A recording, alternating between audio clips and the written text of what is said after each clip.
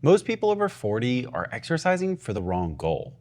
They're optimizing their workouts for burning calories or losing weight on the scale, when in reality, they should be optimizing for how they're going to move and function at the age of 80. These are two completely different goals, so let's talk about that. I'm not here to tell you that cardio is bad, but the way you're probably training now is leaving a lot of longevity on the table. Here's what people aren't talking about.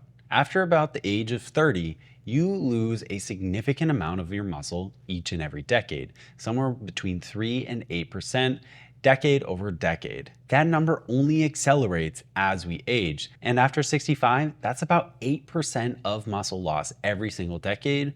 And this is called sarcopenia. But here's where it gets interesting.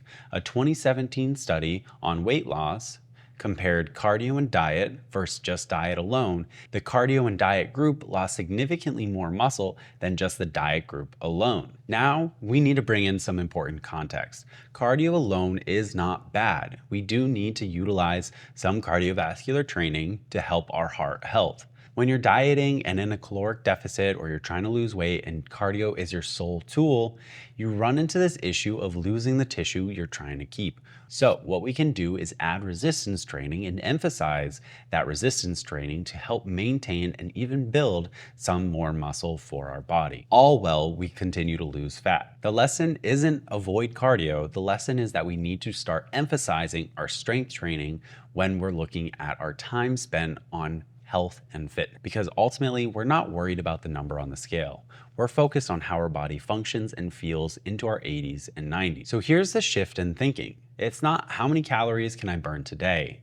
It's thinking about our exercise as to what do I want to be capable of when I'm 80, and am I training for that right now? Dr. Peter Attia calls this the centenarian decathlon.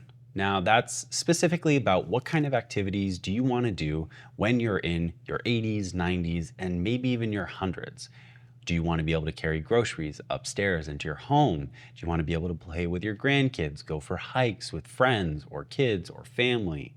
Those are all things that require specific training, so we need to look at those things, and then we can start to build a training protocol that works for you. If we look at what actually predicts longevity, it may be a little surprising. It's going to be our grip strength. Now, grip strength is really important because it's indicative of everything we're doing in our day-to-day life. It's going to be a process of, are we actually strength training? Are we using our body, our muscles to push, pull, and grab onto things?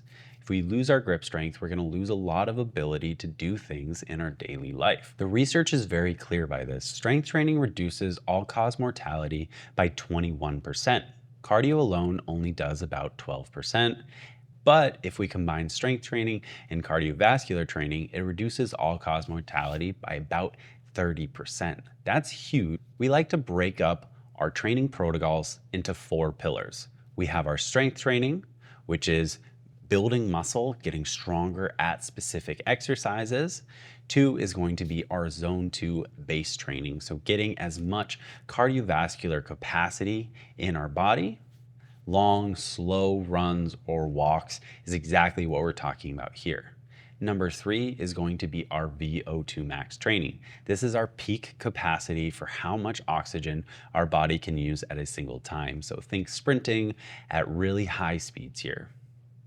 And last but not least is going to be stability and mobility. Stability and mobility is essential because falls are the leading cause of premature death as we age. If we're able to stay on our feet, able to stay healthy and uninjured, we're going to be more likely to live longer and to live healthy. Well, cardiovascular training covers our 2nd and 3rd pillar.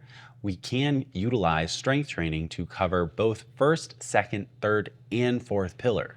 That means we get a lot more bang for our buck when utilizing strength training principles than solely focusing on cardiovascular training. Strength training is really about investing in ourselves for the long term.